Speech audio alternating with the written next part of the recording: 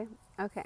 Today I want to talk about it's so funny because the camera for pictures versus video is way more close for the video. I'm not sure why. So it feels like I have to kind of go far away figuring it all out. But today I want to talk about why you should be discerning with what healers you work with and kind of what that means.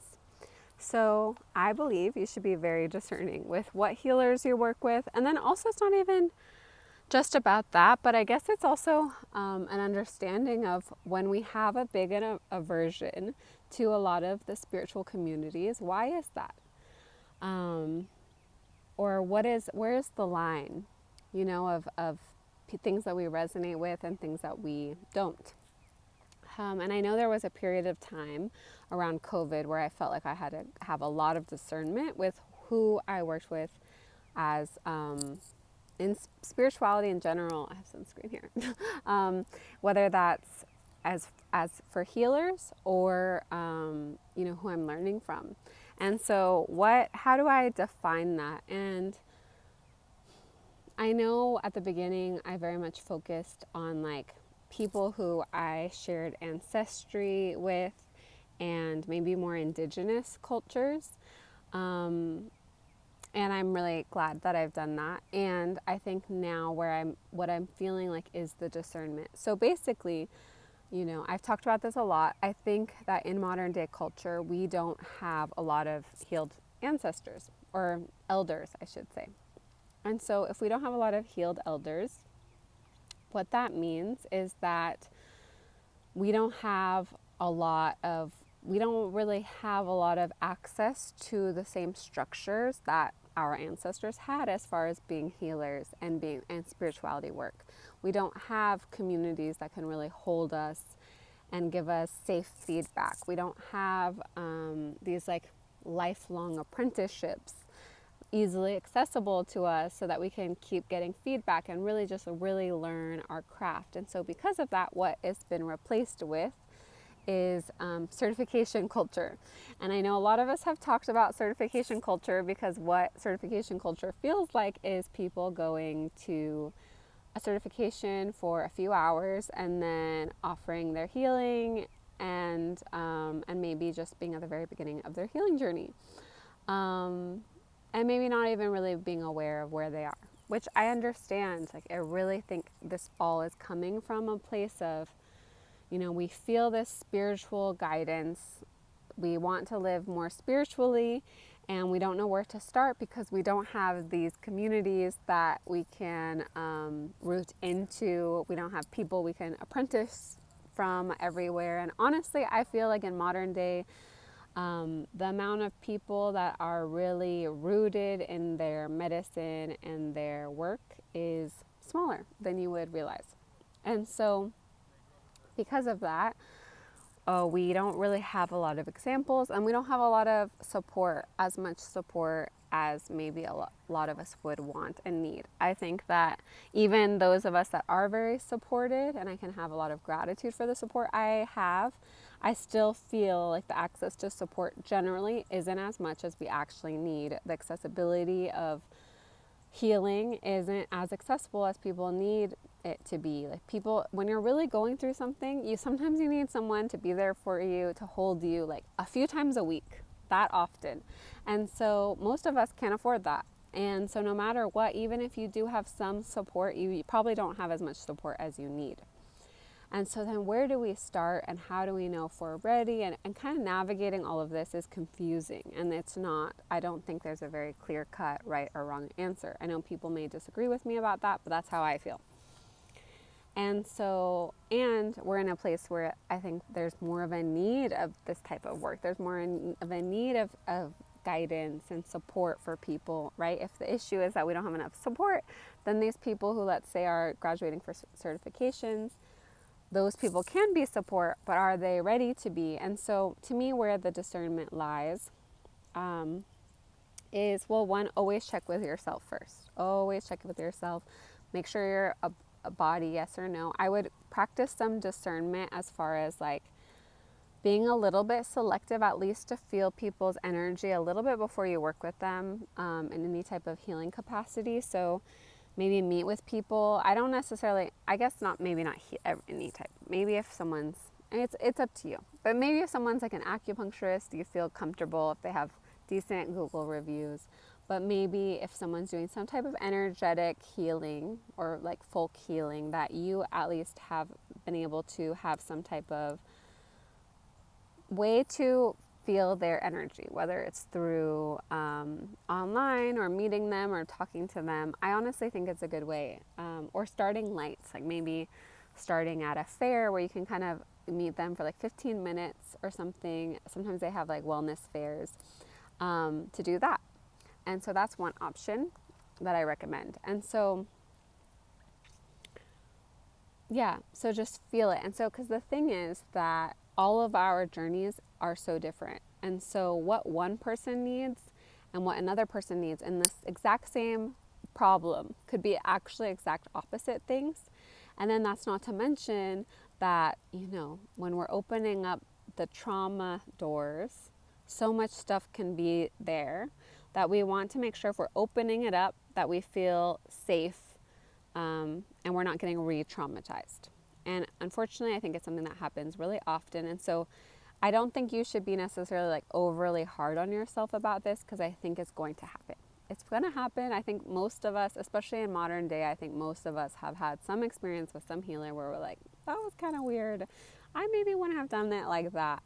And, you know, there's learning from that. So it might not be a path of perfection, especially in modern day, like capitalist,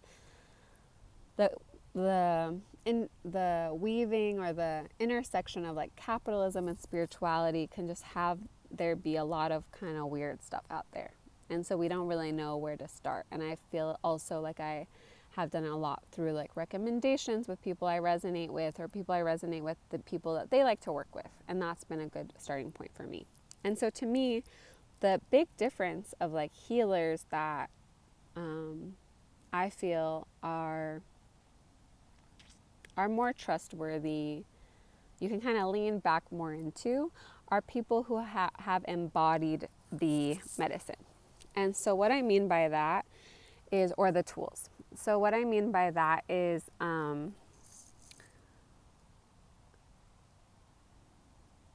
people, even if someone's, let's say, a breathwork facilitator, there's gonna, let's say, I think that there'll probably be things that come up for people that breath work will not be able to address, right? Like maybe during the breathwork session something comes up, but then there's something that outside the session the client needs to be able to integrate other than breathwork. So, or they might need to integrate some like advanced things where they have to modulate. They have to sometimes be able to do really fast breath work, sometimes softer, and then sometimes they also just need more tools about how the nervous system works. And if the person has just learned something and they just learned a modality, but they haven't learned how to really embody this path themselves. They don't know how to regulate themselves. They don't know how to go into the deepest, darkest traumas and hold it, which I would say most light and love spirituality, that's the issue that they have. You know, they're not going into those really, their inner, deepest, darkest things. And so because of that, they can't, how can they hold it for you? You know, it's probably not going to happen. And so, I'm like shaking the camera, I could see it, sorry. So then what do we do? And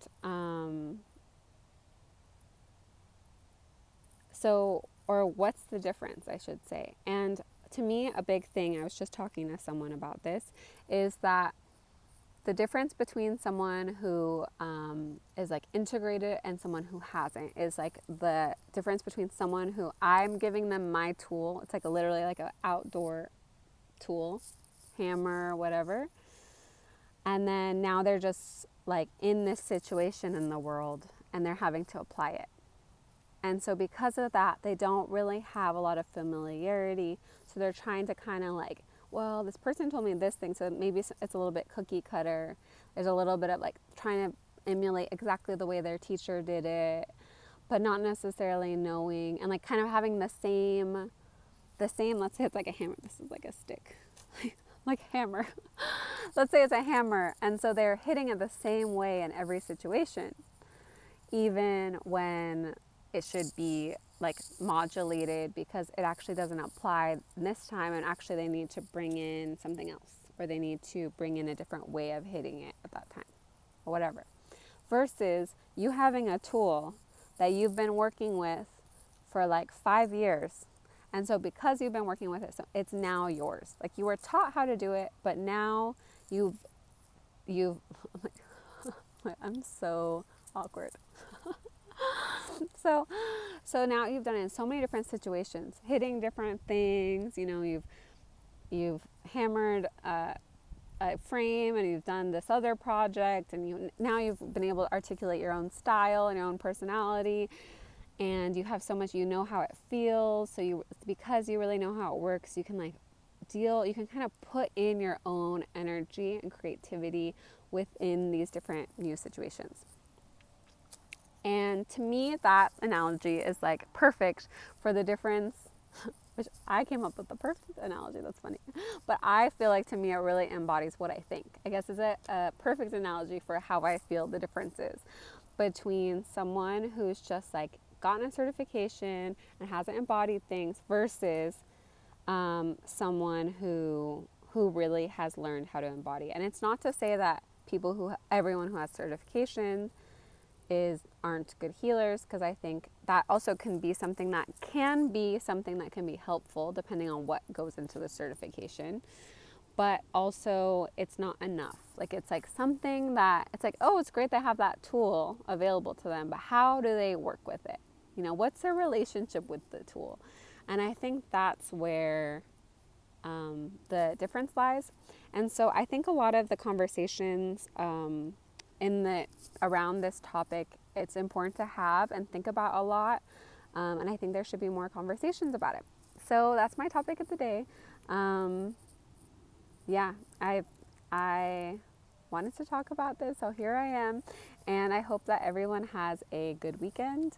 And I just did a healing session today, so I do offer my own one-on-one healing sessions, and to me this is also part of the reason why describing them to people is kind of funny, because I was actually talking to my teacher about this, that you know how both of us don't resonate with just us sticking with like one tool as like, this tool is my tool, like breath work, or you know, whatever, movement, or just one thing. And I think I really feel inspired more by the folk traditions that bring in a lot of different things. They bring in herbs, they bring in movement, they bring in breath, they bring in energy work, community, dancing, everything within. And to me, that's what my healing journey has looked like, because it's like at different moments I needed different things, you know. And I remember when I was going through my dark night of the soul, and I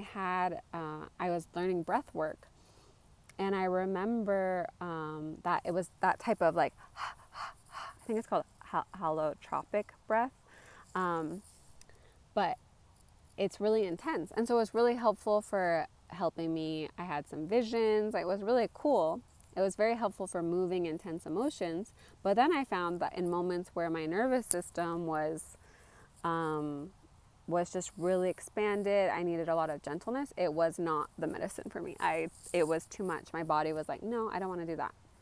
And so I needed something else in those moments. And so for me and my clients, I feel like it's so important to be able to modulate, I don't know if that's the right word, but I guess like just adjust to what the person exactly needs, because I definitely don't resonate anymore with like I think I was like that a little bit when I was younger, where it's like, everyone should do this thing, you know, this thing is amazing, everyone should do it. If you don't do this, if you don't do breath work, you're missing out. I feel like I talk a lot about breath work, which I honestly love breath work, but it's just also an easy example, I think. And now it's like, no, everyone has stuff that works for them. And so being able to bring in different tools to me is very, very important.